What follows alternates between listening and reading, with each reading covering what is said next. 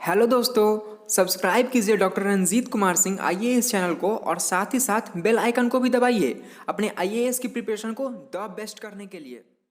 Hello everyone, आज मैं नए टॉपिक के साथ आपके सामने आया हूं और आप सबको पता है कि प्रीलिम्स एग्ज़ाम होने वाली है और ऐसे में आपकी तैयारी मुझे लगता है कि हो चुकी होगी। और इसको लेकर जो भी समस्याएं हैं या सावधानियां बरतनी है उसको लेकर मैं आप लोगों को बताने को चाह रहा हूं कि क्या करना है और क्या नहीं करना है। तो सबसे पहले आप यह समझ लें कि अभी समय जो है वो रिवीजन करने का है।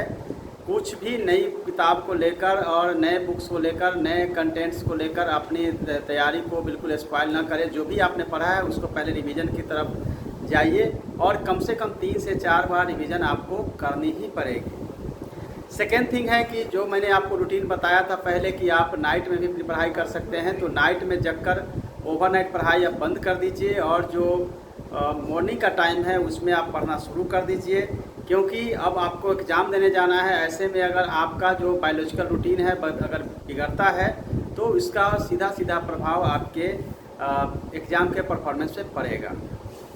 थर्ड थिंग यह है कि आपको अपने हाइजीन भी मेंटेन करने हैं, क्योंकि यदि आपने अपने स्वास्थ्य पे ध्यान नहीं दिया, साफ़ सफाई पे ध्यान नहीं दिया तो आप बीमार पड़ सकते हैं। अगर आप बीमार पड़ते हैं तो पूरे 1 साल की तैयारी आपकी बर्बाद हो जाएगी और फिर आपको अगले साल का वेट करना पड़ सकता है। सो आप अपने हाइजीन को भी मेंटेन करना शुरू कर दें।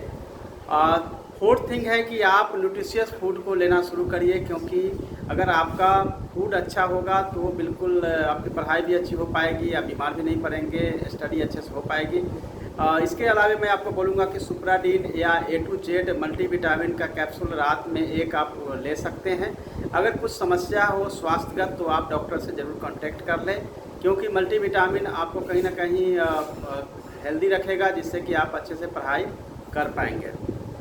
पांचवी बात है कि मॉर्निंग का जो समय है वो बहुत इम्पोर्टेंट होता है, जिसमें कि बिल्कुल माइंड खाली होता है। जो भी आपको डिफ़िकल्ट चैप्टर या सब्जेक्ट लगता है उसको निश्चित रूप से उसी समय में आप पढ़िए और साथ ही कम से कम 30 से 45 मिनट तक का योगा ज़रूर करिए, जिससे कि पूरा का पूरा दिन आप तरोताज़ा महसूस करेंगे और आपको पढ़ाई करने में आसानी रहेगी। एक बात और है कि चूँकि एग्ज़ाम का समय आ गया है, आप तनाव महसूस कर रहे होंगे, तो तनाव को दूर करने के लिए मैंने योगा बताया ही है। साथ ही नाइट में अगर आप सोते हैं, अगर आपको नींद नहीं आती है तो भी अपने आई को क्लोज रखिए और नींद लेने की कोशिश करिए। एक मैं और तरीका आपको बताने जा रहा हूँ। यदि आप सोने से पहले अपने दोनों ही पैरों को अच्छे से धोते हैं और उसको सुखाने के बाद अगर सोते हैं तो नींद अच्छी आती है। यह मैंने प्रैक्टिकली देखा है और स्टूडेंट के लिए बहुत ही कारगर है। एग्ज़ाम हॉल में अगर जाना है और एग्ज़ाम सेंटर पे जाना है, उसके लिए भी बहुत ज़रूरी है कुछ चीज़ों को आप जान लें। सबसे पहले आपके जो एग्जामिनेशन सेंटर है वहाँ एटलीस्ट 1 घंटा पहले आप ज़रूर पहुँच जाए, ताकि वहाँ पहुँचने में जो आपको हड़बड़ी होती है, तनाव होता है, उससे आप मुक्त हो सकते हैं।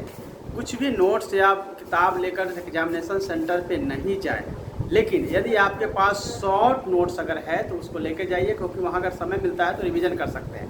लेकिन रिवीजन करते समय खास तौर से यह ध्यान रखना है कि यदि रिवीजन करते हुए अगर आपको कोई घबराहट, तनाव या असहज महसूस करते हैं तो बिल्कुल ही आप रिवीजन ना करें, क्योंकि इसका सीधा सीधा प्रभाव जो है आपके एग्जामिनेशन के परफॉर्मेंस पे आएगा। अब हम नेक्स्ट पॉइंट की तरफ बढ़ते हैं। अगर आप एग्जामिनेशन हॉल में जाते हैं तो किन किन बातों का आपको खास तौर पे ध्यान रखना पड़ेगा। तो ध्यान यह रखना है कि एग्जामिनेशन हॉल में जाने के बाद जो आपके टेबल होते हैं उसको एक बार आप प्रॉपरली बैठ के देख लें कि कहीं हिल रहा है या कुछ गड़बड़ तो नहीं है। उसको आपको चेंज कराना पड़ सकता है टीचर्स को बोल के, क्योंकि यह होना ज़रूरी है। नहीं तो अदरवाइज़ क्या होगा कि आपको दिक्कतें होगी उसको एडजस्ट करने में। आंसर जब आप बबल करते हैं तो वहाँ पे आपको दिक्कत आएगी। एग्जामिनेशन हॉल में कम से कम 15 मिनट पहले आप एंट्री कर लें और लंबी सांसें लें, आई क्लोज करके 10 बार कम से कम, जिससे कि आपका माइंड जो है कूल होगा। जैसे ही आप कूल हो जाएगा और एग्जामिनेशन आप अच्छे से देंगे तो 4 से 5 क्वेश्चन आपका ऑटोमेटिक बढ़ जाएगा। तो ये आप तरीका अपना सकते हैं। जब भी आपको क्वेश्चंस बुकलेट मिलता है तो आप सबसे पहले उसके इंस्ट्रक्शंस को 5 मिनट समय दीजिए। 5 मिनट समय दीजिए और 5 मिनट समय में आप पहले इंस्ट्रक्शंस को पढ़िए। इंस्ट्रक्शंस को पढ़ने के बाद आप आंसर को सॉल्व करना शुरू करिए, क्योंकि जैसे इंस्ट्रक्शन आप नहीं पढ़ेंगे तो बहुत सारे ऐसे इंस्ट्रक्शन होंगे जिसको आप भूल सकते हैं, और हड़बड़ी में अगर आप आंसर करेंगे तो निश्चित रूप से 5 या 6 क्वेश्चन आपका गलत होंगे। कई बार होता है कि जो भी बुकलेट मिला है उसमें पहले का 4 से 5 क्वेश्चन आपको नहीं आता हो, या कई बार 10 क्वेश्चन तक आपको समझ में नहीं आता हो, तो आप रिलैक्स हो लीजिए और जिस सब्जेक्ट में आपकी अच्छी पकड़ है, सपोज डेट की ज्योग्राफी में अच्छी हो, पॉलिटी में या हिस्ट्री में, उस पोर्शन से आप आंसर करना शुरू करेंगे तो कॉन्फिडेंस धीरे धीरे आना शुरू होगा। एग्जामिनेशन हॉल में 60% से 70% कैंडिडेट या मान लेते हैं कि मेरी तैयारी थी लेकिन नहीं हो पा रहा है, और बिल्कुल अपने माइंड को ऐसा सेट करते हैं कि नेक्स्ट ईयर हम निश्चित रूप से कर जाएंगे, और सरेंडर करते हैं 60%। आप क्वेश्चन के एंड तक, टाइम को एंड तक जो टाइम मैनेजमेंट आपने किया है वहाँ तक आप 100% अपना देने की कोशिश करें, क्वेश्चन को सोल्व करने का ट्राई करेंगे तो आपके होने के चांसेस तो बढ़ेंगे ही, स्कोर सेफ होगा, जिससे कि आप बाउंड्री पर नहीं होंगे और मेंस की तैयारी आप प्रॉपर कर सकते हैं।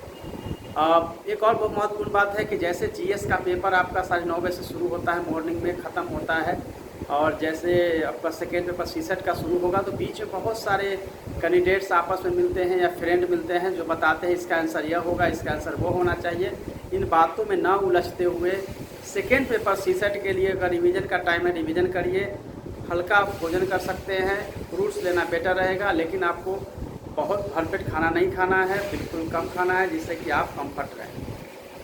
और वो क्वेश्चंस का आंसर क्या हुआ इसमें ना उलझते हुए रिवीजन करिए, और फिर सीसेट का भी क्वेश्चन काफ़ी टफ होता है, इसलिए उस पर फोकस करके सीसेट को भी आपको ध्यान देना पड़ेगा, उस सीसेट को भी क्वालिफाई करना पड़ेगा। कुछ और भी महत्वपूर्ण बातें हैं, जैसे कि आप मोबाइल को बिल्कुल बंद कर सकते हैं, इवनिंग के टाइम में 5 से 6 बजे तक आप ओपन कर सकते हैं, अपनी सुविधा के अनुसार आप 2 घंटे मैक्सिमम आप अपने मोबाइल को ओपन रखिए, अदरवाइज मोबाइल को स्विच ऑफ रख देंगे तो आपका डिस्टर्बेंस जो अभी हो सकता है या हो रहा है वो नहीं होगा।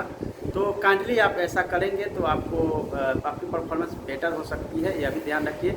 एक और ज़रूरी चीज़ है कि सभी लोग रिस्ट वॉच लेके जाते हैं, तो उस वॉच को आप हाथ से खोल के आप बिल्कुल सामने बेंच जो है उस पर आप रख लेंगे तो समय देखने के लिए आपको आसानी रहेगा। एक दूसरी बात है कि आपको हमेशा ध्यान रहेगा कि कितना समय हुआ, अदरवाइज हाथ में अगर आपका रिस्ट वॉच है तो आपको ध्यान ही नहीं रहेगा कि कितना समय हुआ है। और आप यह ध्यान रखेंगे कि जैसे ही इस एग्जामिनेशन सेंटर का बेल बजता है तो आपको पता चलता है कि 1 घंटा हो गया है, या कई बार ऐसा मिस्टेक होता है कि एग्जामिनेशन सेंटर पे बेल नहीं बजता है और फाइनल बेल बजता है, तब आप बहुत घबरा जाते हैं, आपका कई बार जो है बबल नहीं हुआ होता है, आपका पूरे बुकलेट को पढ़े नहीं होते हैं। तो इससे बचने के लिए ज़रूरी है कि आप अपने रिस्ट वॉच को बेंच पे रखिए ताकि आपका समय टाइम मैनेजमेंट जो है वो प्रॉपर हो सके। चूँकि यूपीएससी प्रीलिम्स का काउंटडाउन शुरू हो चुका है, ऐसे में कतई अपने फ्रेंड से मिलने घूमने जाने का योजना ना बनाएं। अगर आपको पढ़ते पढ़ते कई बार आप अच्छा फील नहीं कर रहे होंगे, बोझ लगता होगा, असहज होते होंगे, तो आप अपने फ्रेंड से वीडियो कॉल के माध्यम से बात कर सकते हैं। और बिल्कुल जो लोग प्रिपरेशन कर रहे हैं, जो लोग एग्ज़ाम अटैम्प्ट करने जा रहे हैं, उन्हीं लोगों से आप बात करेंगे तो आपकी तैयारी जो है वो अच्छे से हो पाएगी। इसलिए बहुत ज़रूरी है कि आप इन सब बातों को ध्यान अगर देते हैं तो आपके लिए इजी रहेगा कि आप एग्ज़ाम को क्लियर कर पाएंगे।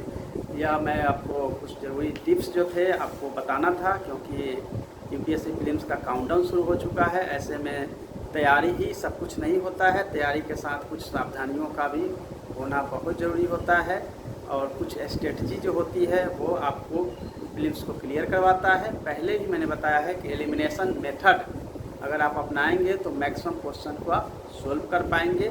और जो बड़े बड़े स्टेटमेंट वाले क्वेश्चंस हैं जिसमें आपको लगता हो कि समय आपका ज़्यादा जा सकता है, तो उन क्वेश्चन को आप स्किप करके आगे के क्वेश्चन जो है उसको बनाने की कोशिश करिए।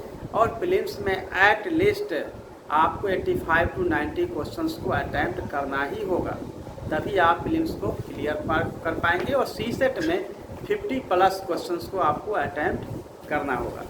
तो फ्रेंड्स, ये कुछ ज़रूरी चीज़ें थी जिसको कि आपको जानना चाहिए और इसको आपको फॉलो करना चाहिए।